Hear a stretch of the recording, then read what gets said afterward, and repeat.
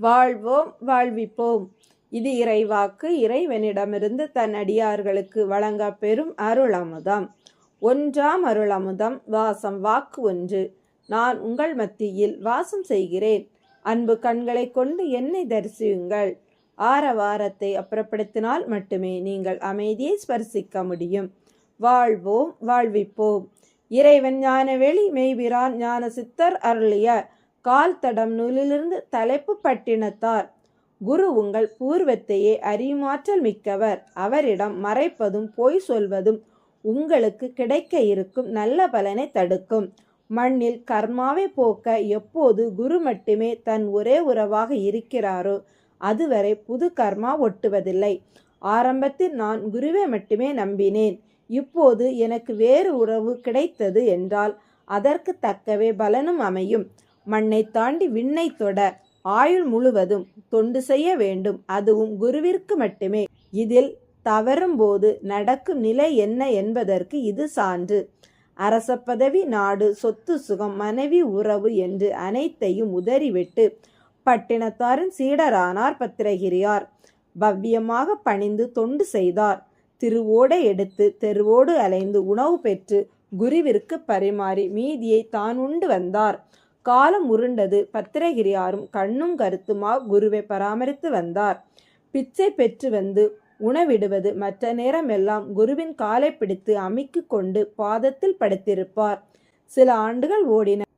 ஒரு நாள் பத்திரகிரியார் குருவிற்கு உணவிட்டு விட்டு தான் உண்டுவிட்டு மீதியை தன்னுடன் பின்தொடர்ந்து வந்த நாய்க்கு இட்டார். அதுவும் உண்டுவிட்டு அவர் காலடியிலே கிடந்தது. இது தொடர்ந்தது. பட்டினத்தார் இதை கவனிக்க தவறவில்லை.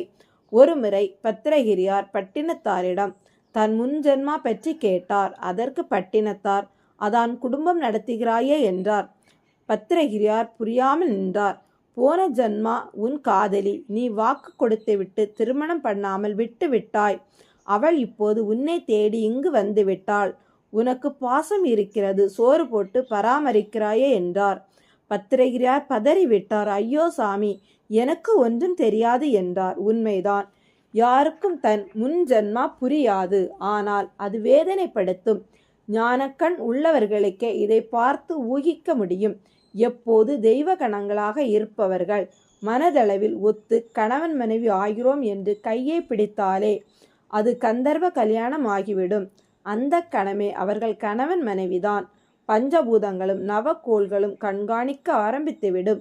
நீயும் அவளும் கந்தர்வ மனம் புரிந்திருக்கிறீர்கள். அவள் உன் மனைவியாகவே வாழ்ந்து வருகிறாள் மனதளவில். எப்போது நீங்கள் உருவத்தில் கணவன் மனைவியாக எப்போது வாழ்ந்து முடிக்கிறீர்களோ அப்போதே உன் உலக கர்மா விலகும், பிறப்பு அரும். நீ அந்த பாக்கியை முடித்துவிடு என்றார். பத்திரகிரியாருக்கு கோபம் பொங்கி வந்தது. குருவிடமிருந்து அருள் கிடைக்கும் நேரத்தில் குழப்பி விட்டதே என்று கையில் இருந்த திருவோடை நாயின் தலையில் எறிந்தார். நாய் இரத்தம் கசிய வீழ்ந்து இறந்தது. பத்திரகிரியார் பதறினார். பயப்படாதே, நீயும் உடன் போ, இல்லற வாழ்வை முடி என்றார் பட்டினத்தார். பத்திரகிரியார் குருவின் காலடியில் வந்து தலை சாய்ந்து வணங்கினார். அப்படியே உயிர் விட்டார். தெய்வ கணங்கள் செய்யும் கந்தர்வ திருமணம் சக்தி மிக்கது. அவர்களுக்கே தெரியாத தங்களை பற்றிய ரகசியத்தை குருமார்கள் அறிவார். குரு அனுக்கிரகத்தோடு முன்கர்மா போக்க வாழும்போதே கர்மாவை முடிக்க முடியும்.